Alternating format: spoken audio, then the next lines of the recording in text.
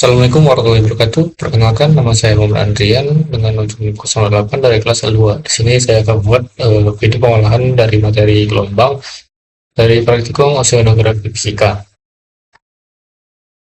Jadi sebelum masuk ke video pengolahan, di sini saya akan memberi penjelasan singkat mengenai gelombang yang ada di laut. Jadi gelombang itu sendiri ada peristiwa gerakan naik turunnya permukaan air laut atau massa air laut yang membawa energi, yaitu dengan massa air yang besar. Jadi partikel airnya ini sebenarnya hanya bergerak melingkar, tapi energi airnya gelombangnya itu yang berpindah. Jadi itulah yang menyebabkan gelombang yang ada di laut. Penyebab utamanya sendiri yaitu yang pertama itu adalah angin. Nah, ini yang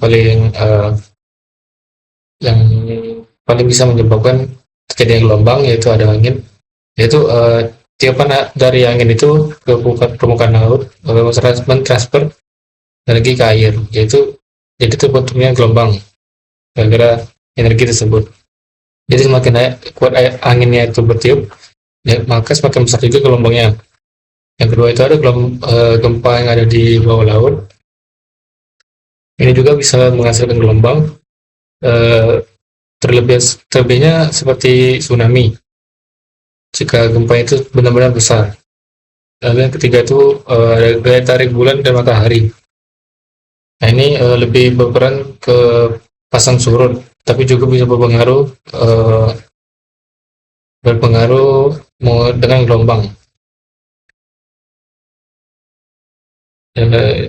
Kalau untuk karakteristik gelombang sendiri itu ada 4, yaitu ada tinggi gelombang, panjang gelombang, periodenya berapa, lalu ada kecepatan gelombangnya. Kecepatan gelombang yang dihasilkan. Kalau ada jenis gelombangnya itu ada gelombang angin atau waves, lalu ada swell, gelombang jauh, atau ketiga itu ada tsunami yang paling besar. Faktor yang mempengaruhi tinggi gelombang itu ada kecepatan angin, durasi angin bertiup, lamanya angin bertiup itu berapa lama, itu juga bisa mempengaruhi faktor yang terjadinya tingginya gelombang. Lalu ada tembusan angin di permukaan laut, kemudian terakhir ada kedalaman laut. Nah, ini juga bisa mempengaruhi tinggi dari gelombang.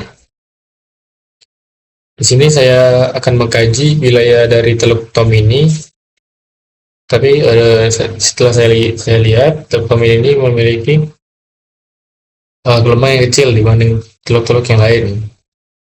Jadi di sini jarang terjadinya seperti banjir, tsunami, dan yang lain-lain. Pertama kita download dulu datanya dari Aaron Copernicus.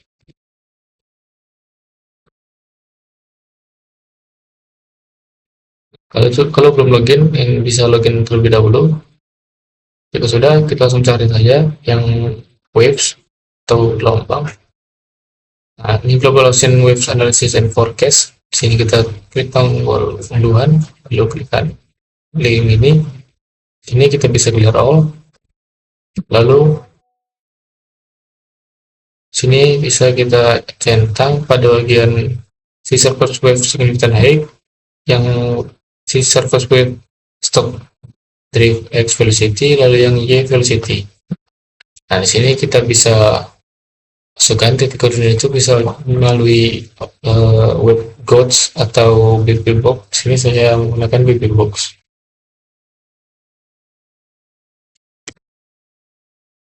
Baiklah, ini sudah saya masukkan titik koordinatnya. Nah, di sini berada di Pulau Sulawesi. Di sini bisa kita set tanggalnya itu dari tanggal bebas, mau dari tanggal berapa. Di sini saya akan ambil sebulan saja. Ini saya akan ambil dari Januari kemarin sampai akhir Januari bulan ini, tahun 2026. Sini bisa langsung download saja.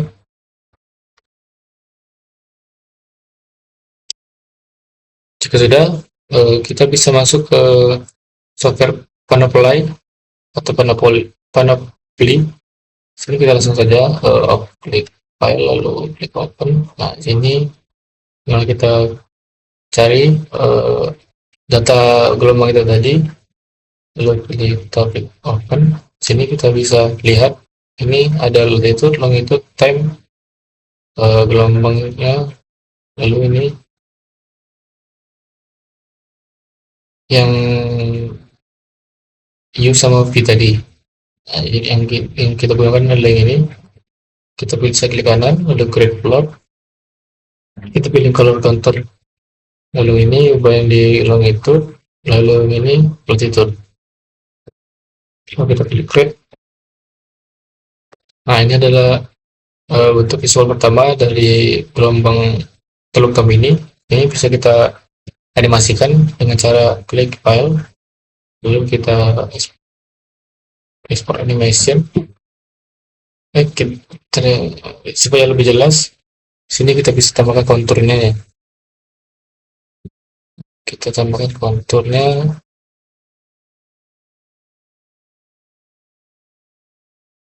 Di sini bisa kita tambah kontur. Lalu kita export animation. Kini kita centang pada time ini. Lalu ini tidak usah. Nah, kita langsung oke saja. Itu penyimpanannya.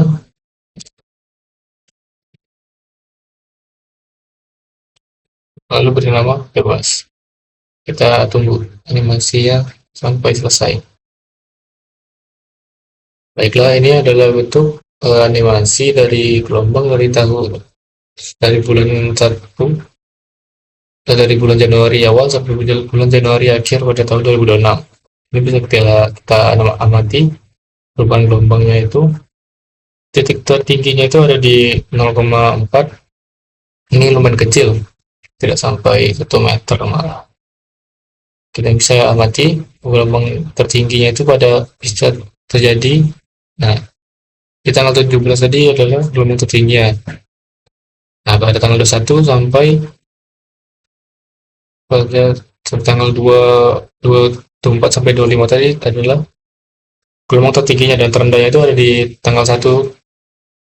Ada di tanggal 1 sampai tanggal 5. Lalu ini adalah visualisasi dari time-nya. Ini adalah latitude, lalu ini adalah longitude-nya. Lalu skala yang ada di bawah ini adalah titik gelombang paling rendah sampai ke tinggi.